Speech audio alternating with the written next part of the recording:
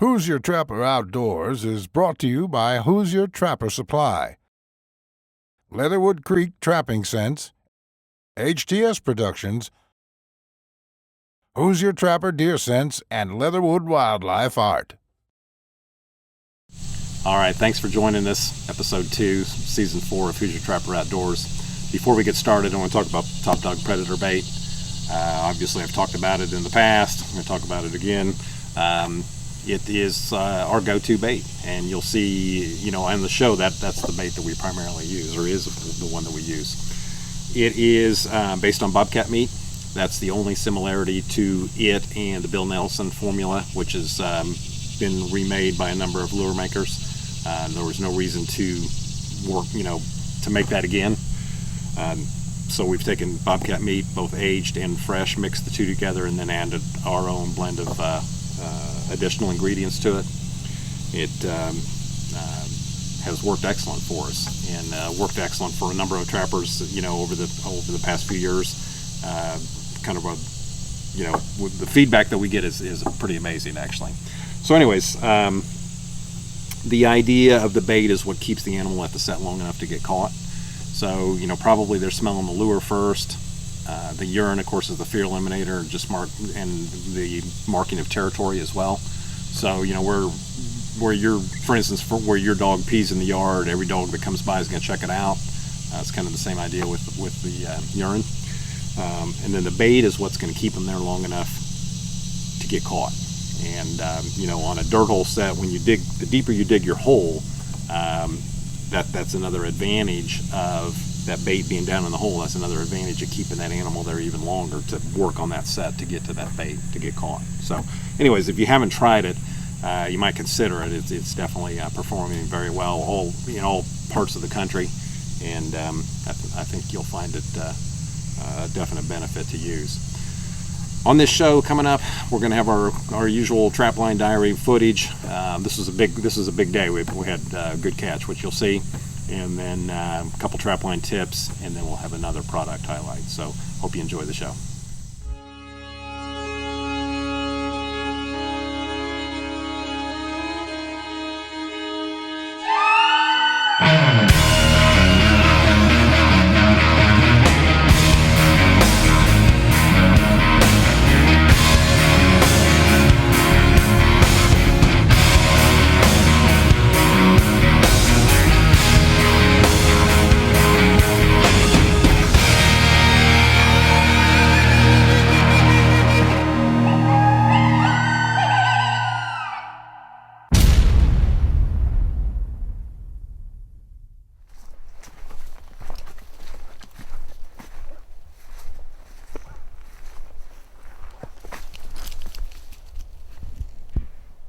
All right, one of those history locations. We've caught coyotes here before. I've caught a big cat here before too. Got a little wildlife pond right here to my right. Obviously, when you've got this much territory, 100,000 some acres, you've got to pick out the locations that have a little bit of a standout, a little bit of a landmark to them, a little bit of a reason for those animals to be there. So this is clearly one of those places. This coyote, we had a set that was messed with down here. The pan cover was kind of pulled and whatever, and just came up here around the bend and had the coyote. So we assume that he probably did that down there and then came up here and the MB 550 did its job and caught the coyote. So we've had a little bit of trouble this morning with crust over, and it was 20 degrees this morning when we left, so and it's only probably about 24 now. So and we had one trap flipped off. Clearly just that crust over, I think, was the issue with that, but animal reaction time was quicker than the trap. So and for those of you that are big on 4-coil traps, that was a 4-coil trap on that one. But anyways, we've had a little bit of issue with that this morning, so hopefully it doesn't continue to be a problem for the rest of the day. But anyways, caught this coyote here. What are you using? Top Dog, long distance, finicky feline, bobcat urine.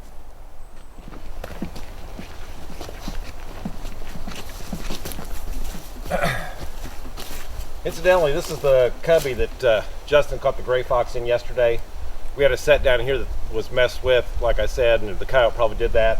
This one right here is probably just way too hemmed in, way too fenced in, and probably he shied away from that. The one we caught him in was more of a traditional dirt hole. So just, you know, you can only, some of this you can only guess unless you had cameras up. You know, that's the only way you would know for sure. But you know, it makes sense that this set right here, you know, probably just, he just didn't like the way it felt and made him feel uneasy to work it or come into it. So, but we picked him up in that one, so that was good.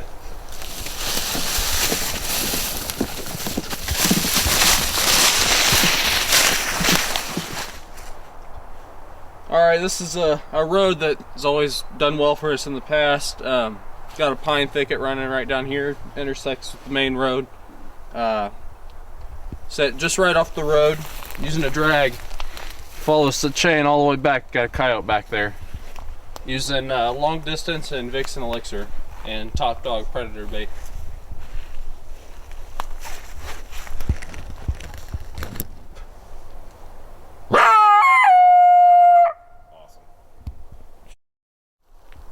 All right, this is check day 3. Jake just caught the coyote there.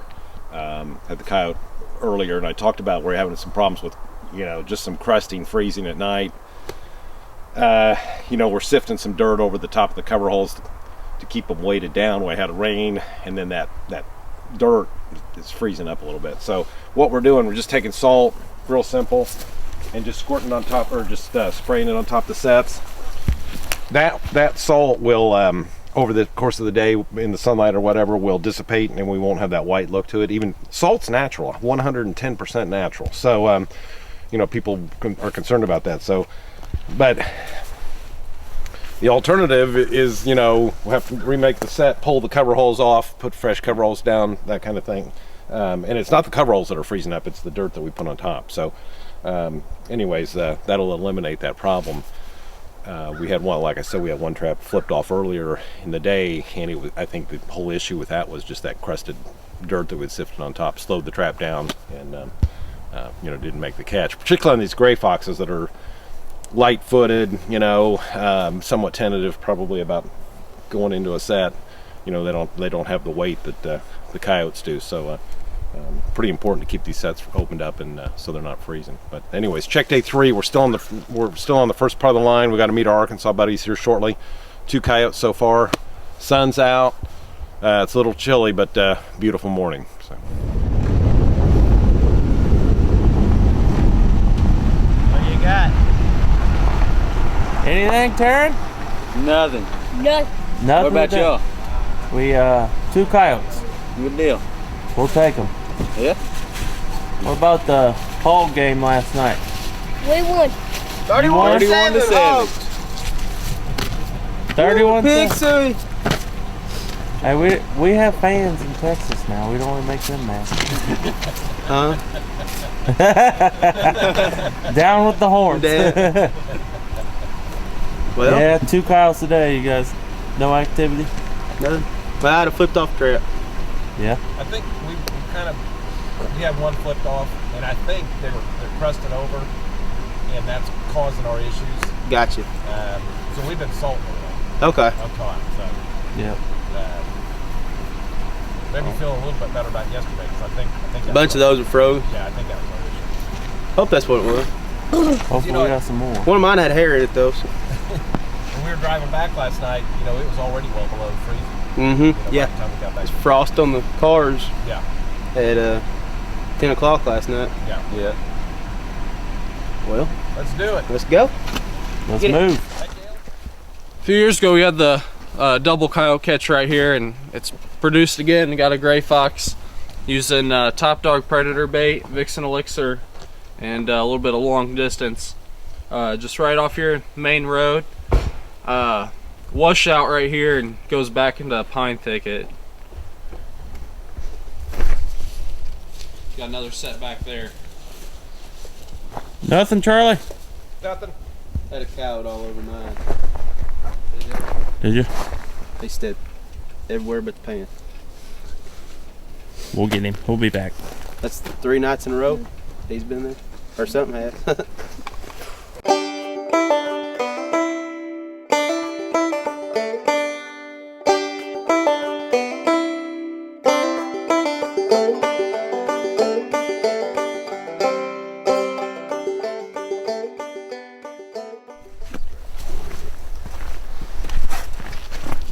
Jared, tell us what's going on. Last year I had a set on the other side of this gate here. I had it staked down and caught a coyote. We come back through this year, I decided to make another one. Got a gray, top dog, and I think Vixen Elixir. Pretty cool, guys.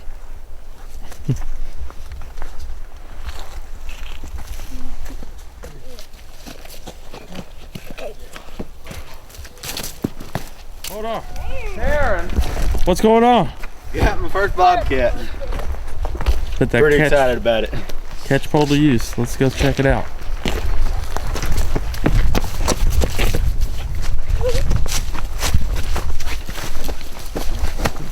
Cool.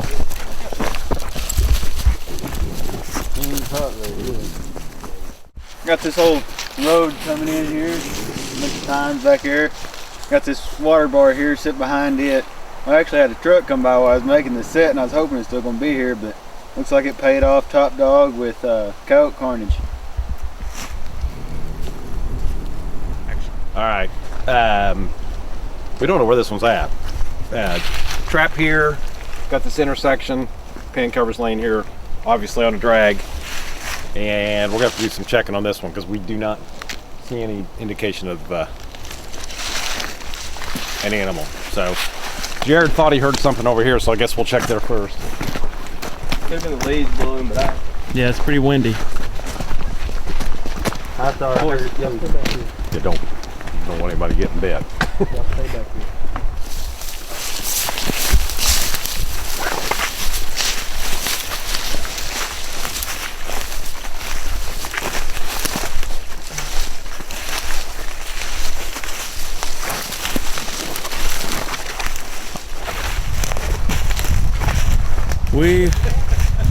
The road is up there by Jake. Way down there. And that coyote come running down here.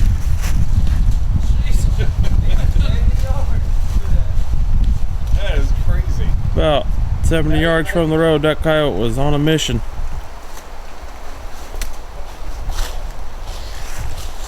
He made it good way. Just one thing to consider when you're setting drags. If you guys aren't pre-wrapping, maybe might want to think about it. Especially when we're going to have to drag that coyote out of that gully down there, that ravine. Jeez. That is crazy. All right. Pretty cool. The trap bed is way up over the hill there, and we'll show Jared up there in a minute for a reference. So this coyote is clear down here. And the drag, you know, pretty important. And on drags where we feel like it's somewhat open, we use the heavier drag. This is a Minnesota brand drag, 5/8 inch rebar drag. So even with all that said, that coyote made it a long ways. Now, looking at the side of the hill here, there wasn't much for it to hang up, but I can't believe he even made it to this point. There's quite a bit of brush up there. So you can see where Jared's at. The set is actually behind him about 10 yards. So this coyote made it a long way. First time we've had to drag a coyote out of a ravine, kind of like when you're deer hunting and you shoot a deer and it runs down in a ravine, you got to drag it out. Well, we got to do that with this coyote now, so a little bit lighter in weight though. But anyways, clear down here. I mean, he is wrapped up. He isn't going anywhere, and he's well held in that number 2 Bridger. But anyways, this is probably the farthest one we've ever had go. Daddy got some big red heads.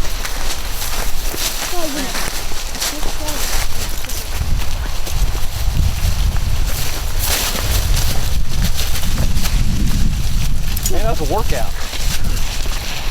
Thanks for the help, Brent. Man, that one really wasn't that deep though, Charlie. That holler wasn't.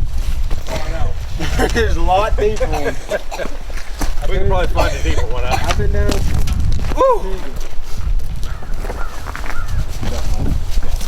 Coyote rampage. Yeah. Kind of carnage. Yeah, coyote carnage. My bad. Hey, that coyote carnage put a bobcat in the truck today. All right, coyote in the trap right there on a drag. Set was right here. just basic dirt hole set. We're on a coyote carnage roll right here. This road is last set coyote down in the ravine. This one's a little easier to get to. He's on level ground and not too far from the set, so not as exciting in terms of the search, but definitely connected with him. Top dog bait, and we're consistently using bobcat urine on our sets, and then I think I had coyote carnage and maybe some long distance predator on here. So anyways, it worked, and that coyote is not happy. He's got his ears flattened out like that. You know, he's just he's seen better days. All right, right on the other side of the roads where we caught the double on the gray fox, the second gray yesterday. This trap bed's empty. It's on a drag. I'm not seeing anything here, so he might have got across the road, so we'll see what. There's drag marks over here. Yeah, there's plenty of brush. So. That was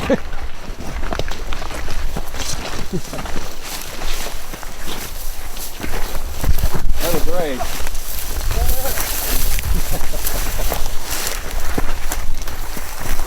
That was cool. He's up on top of those logs. That was awesome. If he'd show his face, it'd be awesome. See, and we only pick the places with the beautiful views.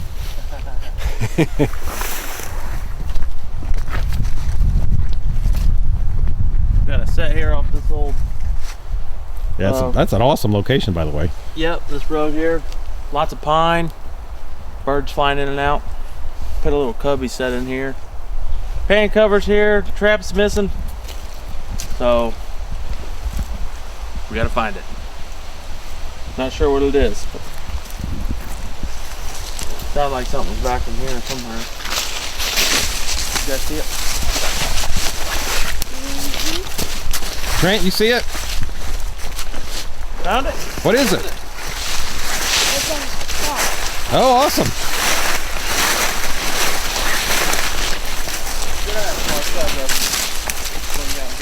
Hey! We got ourselves a gray fox here. Drag got him off the main path, kind of hiding him from the public if they drive by, so good job. Just working on the remake for the gray fox. You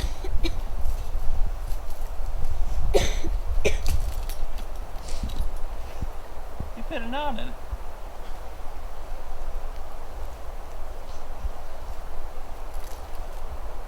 When you got an area that's this big and this much land, you just got to pick the areas that stand out a little bit over the rest of them. This fire trail here, obviously a path of travel for anything, all critters. And so this one, what sets it apart over some of the others is just that whole row of pine trees right there that just added habitat. So added attraction, hunting area for predators.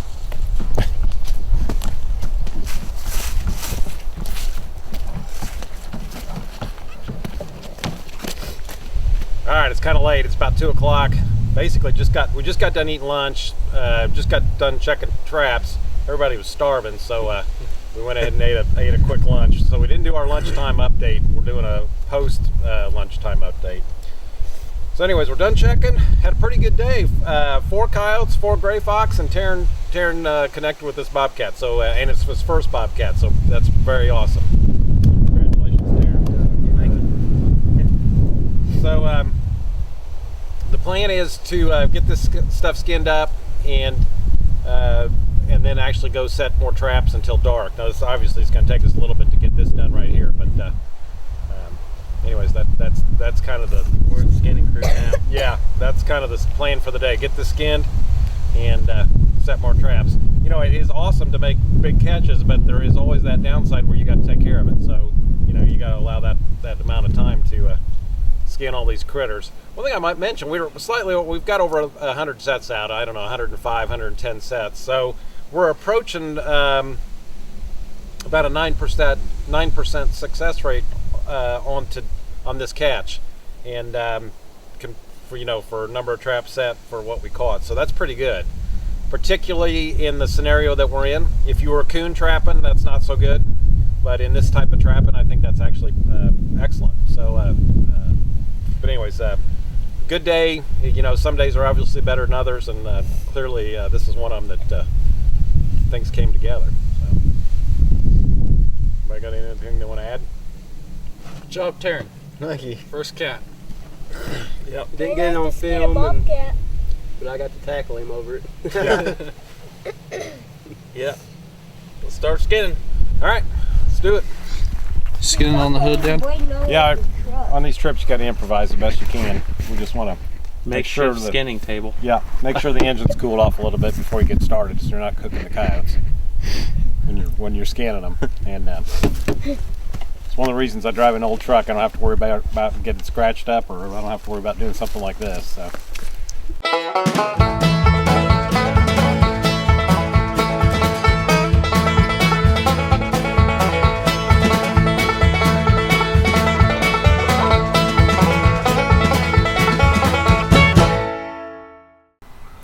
Okay, this is kind of a product highlight trapline tip all in one.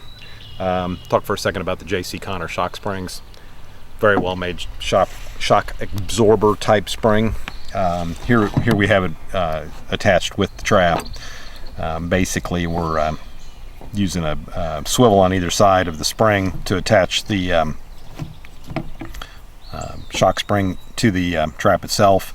We're coming basically down one link. You don't want it all the way under there, because then it's up against your base plate and it's hard to bed the trap. So we're coming out a little bit from the trap itself. This will give you 1, 2, 3, 4, 5 swivel points on this trap. So anyways, when you get your J.C. Connors, this is essentially what you're getting, and this goes through here like that, through here like this, and then we're attaching the J.C. Connor shock spring in the chain like that. It is amazing, and when you go to pull these yourself, it's pretty darn stiff, but it is amazing how much a coyote, if you see a coyote that's actually stake solid or whatever, how much they can actually pull that. And that takes a lot of that direct pressure off of that trap, or his direct ability to pull against that trap. So instead of his foot pulling here, it's going right here. So we do not have these on every trap that we set. In an ideal world, we would. Over time, we'll work through it and get it on the traps that we have. Get them on all of them. But definitely, worth the investment, worth the time of putting them on, and we'll definitely save you some animals on those marginal ones that are caught maybe by a couple toes. Give you some leeway there in helping hold those animals, and also the ones that just want to pull out on occasion. So definitely a benefit to add to your equipment.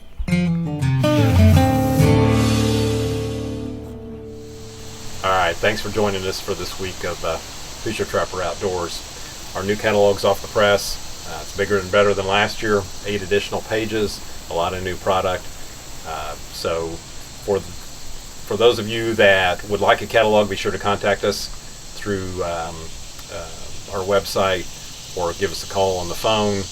Either way, and we'll be glad to send you one out. For those of you that are actually already on our mailing list, we will send you one. But if you're not sure if you're on our mailing list or not, or you're a new customer, be sure to contact us. While I'm mentioning that, if you would like to receive our email newsletter, you have to register on our website, or go to Facebook and click on the Receive Email Newsletter, and that would be on both pages, Hoosier Trapper Supply and Hoosier Trapper Outdoors, and we'll send you our email newsletter.